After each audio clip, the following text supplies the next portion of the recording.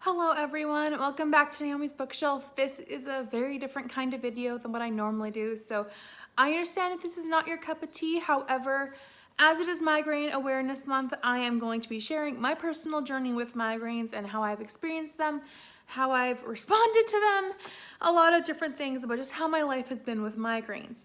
Now, as a preface to this, I would like to ask no advice, please, in the comments.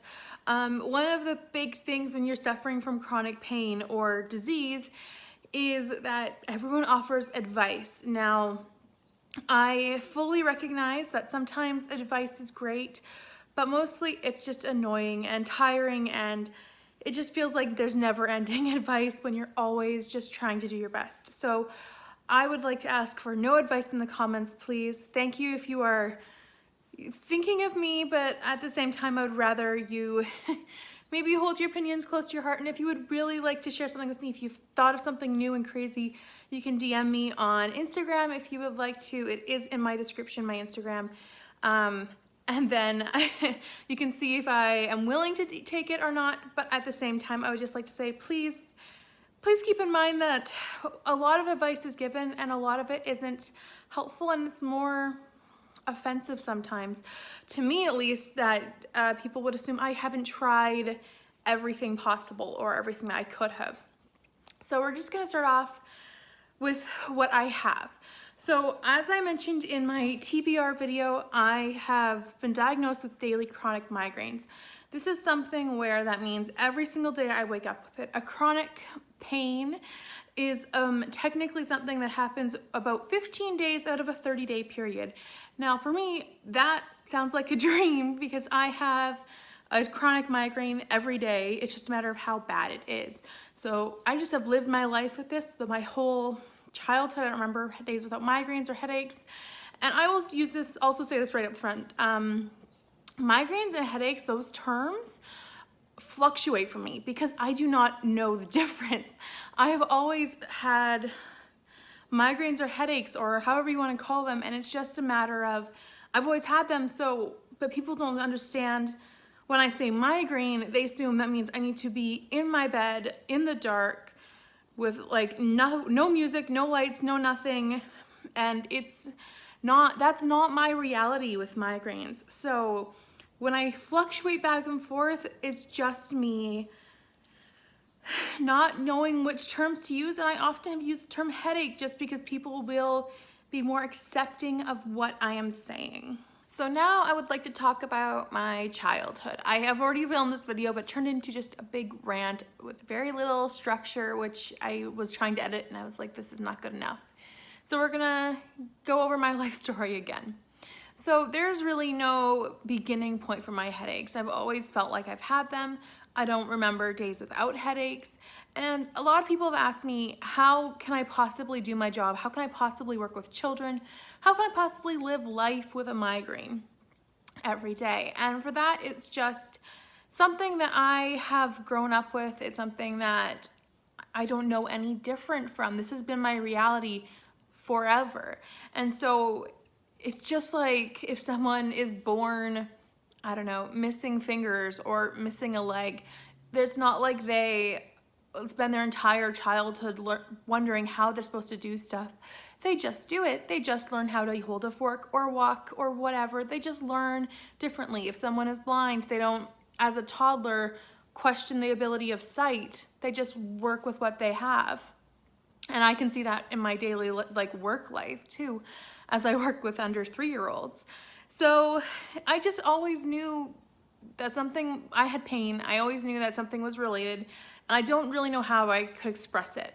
Now, a lot of things that help my headaches are things that trigger headaches for a lot of people, or migraines in a lot of people. Most notably being chocolate and cheese. Now, these two items would really help me depending on my migraines. And that is something that I'm gonna get into in a little bit, but that's something that my family really didn't understand growing up. They definitely struggled to understand my pain and how it was related, and how something like eating an orange could be really bad for me, and I just knew in my gut that it was, because I have a lot of food triggers. Now, when I talk about food triggers, it is not an allergy, but I might as well call it that. It will not kill me, but it is something where it gives me an instant migraine, or it will put me in a state that I cannot leave the dark for multiple hours. Most notably of my headache triggers is cream cheese. That a tablespoon or a teaspoon of that will put me out, and I'll be basically under lock and key in the dark for 48 hours because of just a little bit of cream cheese. So it's very disappointing to me. When I was 12, we went to a naturopath, and it was disappointing, but it was also really great because I was able to really get tested, and then we were able to find out certain things that are triggers for me, which, interestingly enough, I had already marked as bad for me way before. I just didn't know why they were bad for me. So in regards to my medical journey, when I was probably 11, we went to a neurologist who spent the entire hour visit basically telling me that things will get better as I get older and my hormones more balanced.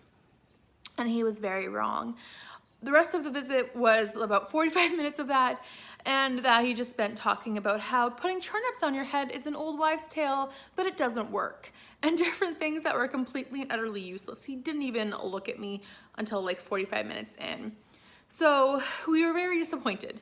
And then we went to the naturopath, and we actually drove all the way from Toronto area all the way to Quebec to visit this naturopath who tested we did a prick testing and discovered that I was allergic, or like I said, I use the term allergic, to several food items, which I frequently refused no matter what.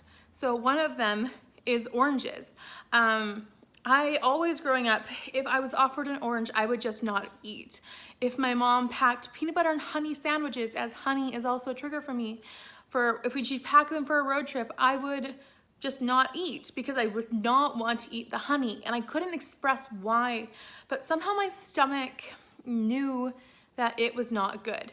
And that is something that is very interesting to me because it's like my body was reacting to it, and I knew it was not good. At least for my stomach would quease at the thought of it. And even to this day, if I'm not diagnosed with like triggered or whatever labeled that item yet, I might never get a label for it, but if I have that stomach reaction, I basically consider it that I am not going to have that. One of which of those is actually peppers, bell peppers. I have never liked them, and then whenever I've had them, I don't know, I just feel queasy. And even to this day, peppers are something that I think I've had once or twice, and I've noticed like a headache coming on quick. And so it's something that my body actually works with me on this, and it does tell me when to avoid certain foods if I know that that food is in there.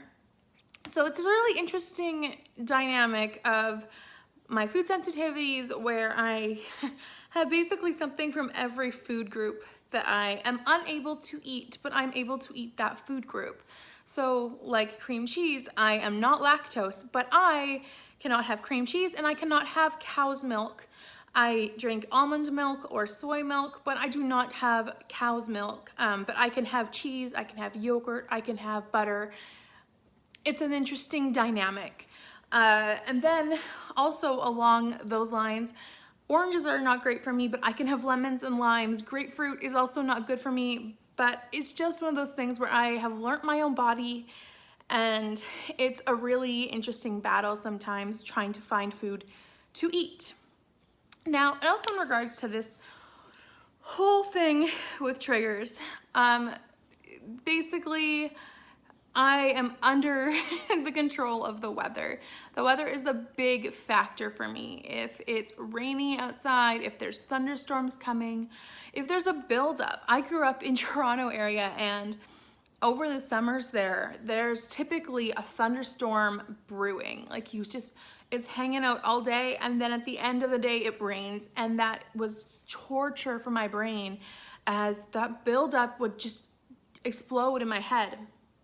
So that was something that I still struggle with, because there's nothing you can control about the weather.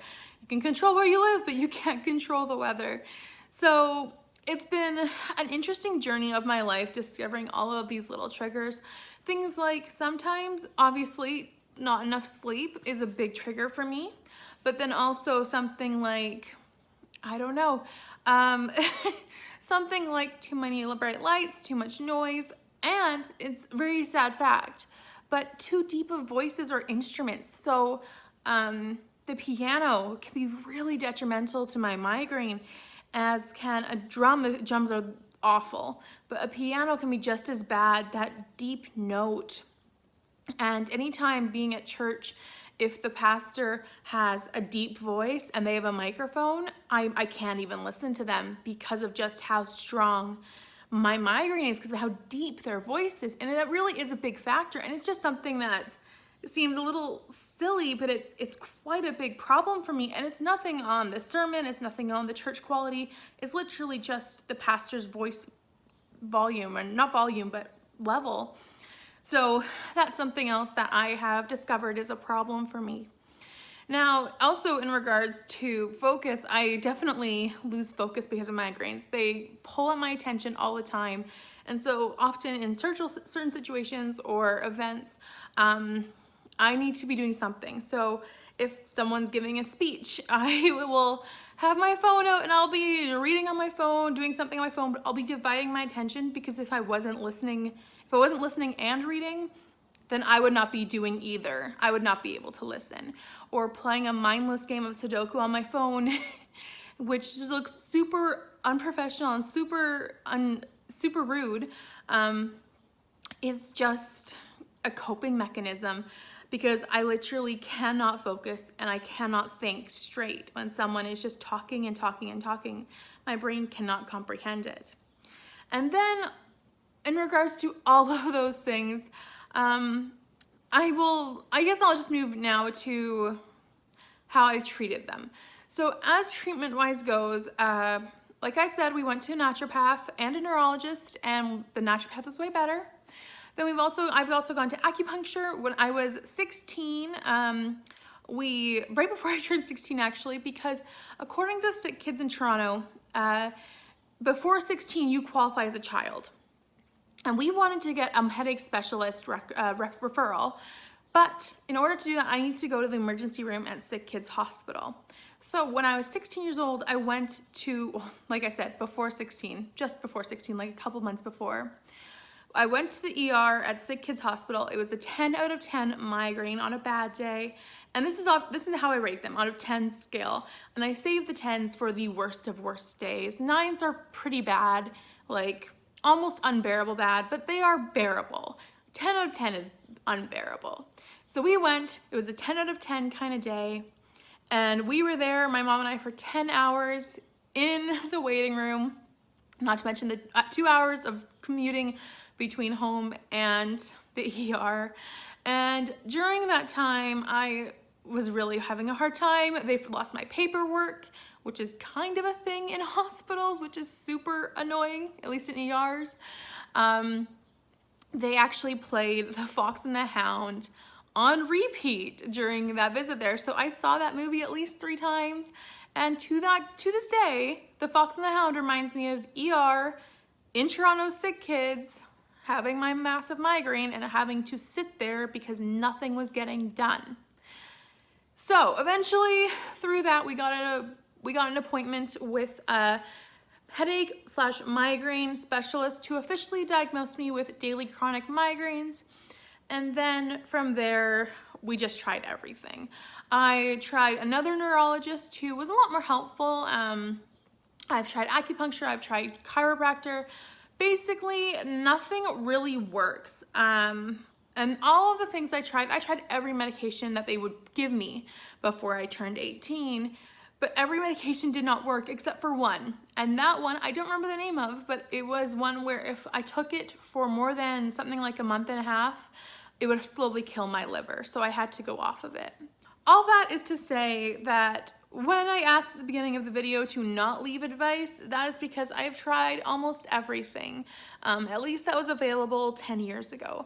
And I know that things have changed. I have heard of some new things. I have a new medication from my doctor to use on the really, really bad days, but I've tried everything that I could have at that point. The next step for me was Botox, was what they said, for putting it into your forehead so it freezes those painful parts. Now, in regards to my headaches, what they look like, every day is different. So in regards to that, I have several different kinds of headaches. So it's not just as simple as 1, 2, 3. It's very complicated.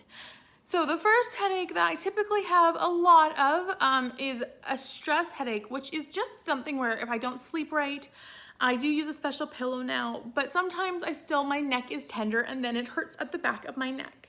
So right there, I don't know if you can see that. I don't know if I did a good job of showing that. Another kind of headache that I get is where I feel like this happens a lot when my hormones are going crazy, but happens where I feel like every single hair on my scalp is stapled into my head and I have a sharp pain as if every single hair is stapled in. And I know that sounds drastic, but that's literally how bad it is. And sometimes on those times, I want to shave my head. And I know it's not something that I'm like, I know it's not worth it, but I also really want to anyways. So that's a big, strong headache that I get. Another one is just a dull headache where it just feels like there's a low pounding in my head, which is just pretty constant, that one. And then I have a toothache headache, which if you've had a toothache or a sharp pain, it feels like there's literally just a sharp pain right in your forehead or right over here, wherever, but it's literally just one part and it feels like that part has a toothache or has been maybe like a nail stabbed into it, just sharp pain in that one spot. So those are the different kinds of headaches that I have, and sometimes I have other ones. My face can feel sensitive. If my eyes have been overworked, but I have checked that my eye prescription is up to date, so it is not causing more migraines or headaches. Now, in regards to how I live with this, I just have to make do. I have a couple things that I definitely have done, which I know that may not be either a little controversial, but I find that they work for me at least. And the first of which is daith piercings. Now I'm gonna try and show you. I don't know if I did a good job, but daith piercings, I have one in each ear. So if you ever see me playing with my ear, it's because I'm trying to move the bulb up. And it's just something that is that. And then it's just something that I got, and they have worked with my headaches. They are not perfect. My headaches are not gone away. My migraines are not gone, but they have been minimized at the very least. They've made life bearable. And another thing is my ears turn red when I am having a migraine. My ears are starting to turn red throughout this video. So whenever my ears start to feel warm or start to look a little reddish, I know a headache is brewing and it is like getting way worse. So that's always a fun thing to recognize. So I often have my hair covering my ears because I feel like I have giant tomatoes on the side of my head sometimes. And then on top of that all, I use essential oils. There is nothing that works better than essential oils for me. And it is something that I know is controversial, but it is the only thing that has consistently worked for me in regards to helping my pain level. Now, I have tried Tylenol before, I've tried Advil before, and I've tried Aleve before. Of those three, I am immune to all of them now. I took them too much, or I took them so consistently that I am now immune. They do not affect me at all. I once, after being immune to Tylenol, my friend gave me a T3 to take from her own personal medication stash, which wasn't very legal. But they're like, we really want you to stay for the party. Take this T3, it will knock out your headache and you'll be fine to drive home. And I took it and it had zero effect on me. A T3, from my understanding, is extremely powerful and I had not one whiff of help. So that was unfortunate, but also very helpful to me to recognize that Tylenol is something that is useless to take. And Advil and Aleve are the exact same. Now, I have found that Excedrin still works to a certain extent. I am very cautious with how much I take Excedrin because of the same pattern of behavior. And my doctor, like I said, has given me pills that I should take on very extreme situations. But aside from that, nothing works. So I use essential oils. I hate the smell of peppermint. It's a little fun fact about me, but I hate peppermint with everything in me. I hate peppermint candies. I hate candy canes.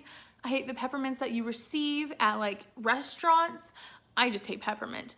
And yet it is the best migraine helper out there. So I use peppermint. Also, I use a lot of basil, as I find that that one actually is very helpful for me, and it is not peppermint, which makes it even better in my book.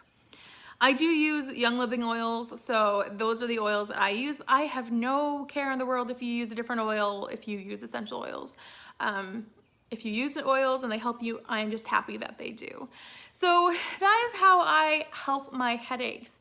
Now, it's something that is not for everyone. I recognize that, but I also recognize that it works for me at least. So that's what I'm going off of. And I don't want any hate for in the comments. Please don't hate on me for what works for my body, because everyone has a different body and everyone has different pain levels and you can't compare them. One of the things that I find so frustrating, aside from all the advice giving about headaches, medications, or whatever, is this idea that all pain is equal.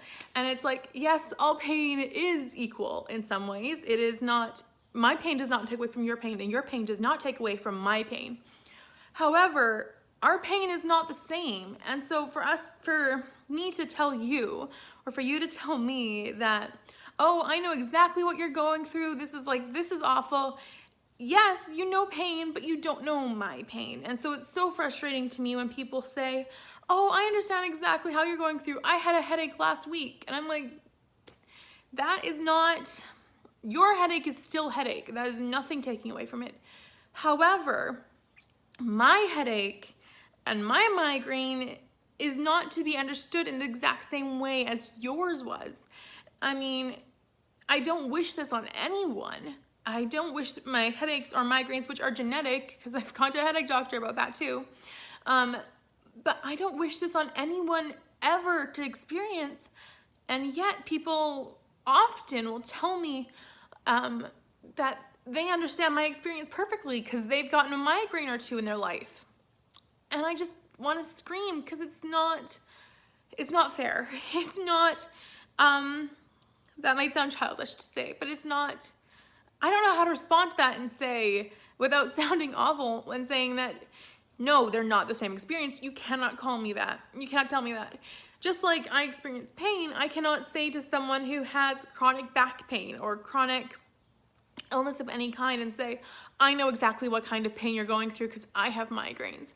That's ridiculous to say. Or if it's something as if like someone, like I said, who chronic back pain, and then I'm to say, oh, I understand exactly what you mean. Like, I hurt my back last week and it's, but it's better now.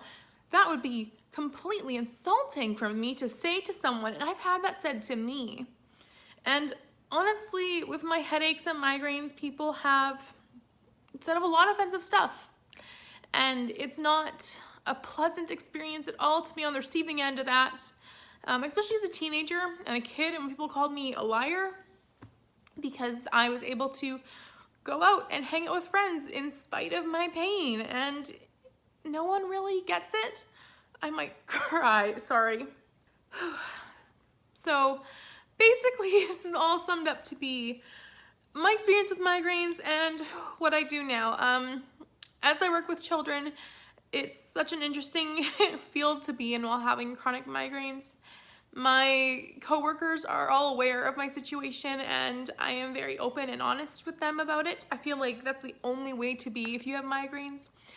And you need to be open and honest and authentic, because sometimes a bad day is just a bad day, and you just need that sick day. Now, in regards to like the kids at work, They don't get it, but when I have a really bad one, like I try to push it to the side and try not to let it impact my job. But when I have a really bad one, I just tell the kids that I have an owie in my head. And if they are loud or if they're not listening, it's a lot harder for my owie. It hurts my owie if they're screaming. And my coworkers are very helpful on those days. So it works in my job. And then with normal life, I hate it, but I often break commitments. I try not to commit to something unless I can assume safely that it will not be a bad situation. But even sometimes like going to games night with friends, outside of this whole crazy world right now. But going to a games night with friends, I would have to take a different car than my sister, who I live with, because I might need to leave early. We were going curling all together for a friend's birthday, and I could not handle the fake ice, the chemical, something about that at the curling rink. My head just could not do, so I had to go home early because I just have never been able to be that close to fake ice. Even at hockey games or whatever, it's, as long as I'm far enough away, I'm okay, but too close and it's bad. So things like that, it really does impact my life on a daily basis. I never know how bad a day is gonna be, if the weather's gonna be awful, or if it's just gonna be, I wake up and I don't have a reason for whatever is happening with my head. It's just, I don't know. It's a part of me. It's something that I would be shocked to wake up without a headache one day. And I can't even imagine how that would feel, because that would just be a miracle, really. I'm really sorry about the tears. It's kind of from a sadness that I've dealt with this, but also whenever I talk about the migraines, they come to the forefront, and the pain comes straight to the forefront, and it makes me cry because the pain is very much at the front of my mind. So the last thing I wanted to talk about is how this relates to my reading life, as this is my book channel. Basically, this means that reading can be really hard. And I got a couple comments a while ago when I mentioned that I wasn't reading a lot, and they were like, here, you should get out of your reading slump, or have you tried getting out of your slump? And it's not a slump. It's really not. It's something where I cannot read. Reading words does not work all the time. It is something that is a great love of mine. I love reading with all that I am. I love books, and I love characters, and I love the worlds and different authors and everything that they publish. I love it. But I am unable to read ebooks, especially when I am having really bad migraines. And this is something that comes across when it comes to getting to my NetGalley arcs. So I know I've talked about them in several TBRs, and I really want to get to them, but it's just not physically possible all the time. Another thing about it though is like, even picking up a book, we'll pick up this one. This is on my hopeful today read list. Reading words like that, my brain will see that, but it won't recognize the words, or it won't stay there, and I end up having to reread several things. So sometimes I can listen to an audiobook and just like really immerse myself in an audio and just cram through in one in a day. But then when I don't have an audio for books, whether it be this one or a TBR book that I've owned for forever, or one that my library doesn't have yet, or a book that has not yet been published, and I'm stuck in the weeds with no way to read it, it is very difficult and very challenging.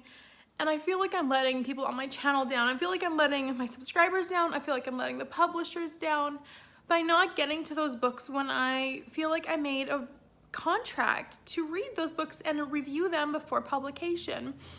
And it's so hard for me to not fulfill my side of that because I just physically can't. So all this is to say, in regards to the books, I do love my reading, and I do give myself a break. When reading just isn't worth it and I can't work, I don't beat myself up over it, but I do feel bad when publication dates come by for books and they just don't get through. They don't get read in advance, or I don't know, book buddy reads sometimes get put to the wayside. It's very difficult for me to just accept that that's something I'm failing on, because I am very much a perfectionist, but I also recognize my health is more important. So in spite of all of this, I am committed to reading my books and doing my booktube channel. However, if I have a bad reading month, or if I say, you know what, it wasn't a good month, and like, I can just leave it at that. This video, I'm hoping, will be one that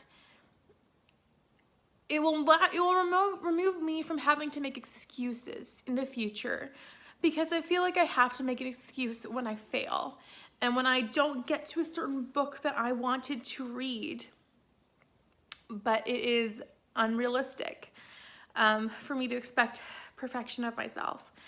So I guess after this long video, thank you for watching if you've stuck through this whole thing. I appreciate all of your support in every way, from the books that I read to the comments you make. The comments always make me smile. I hope you leave a comment for me down below. If you've ever had experience with migraines, or headaches, or if you know someone who has, that would be very interesting to hear. Like I said, please no advice. It is one of the worst things that you can do for someone who's in pain and who has already tried every available method. And if you would like to, like I said, please DM me on Instagram and then ask in a private way, so I can tell you yes or no. And if I tell you I've already tried it and I'm not going to try that one, please be kind to me, because there are some things that I'm not willing to spend $1,000 on every couple months, because that's unrealistic financially, like Botox. So yeah.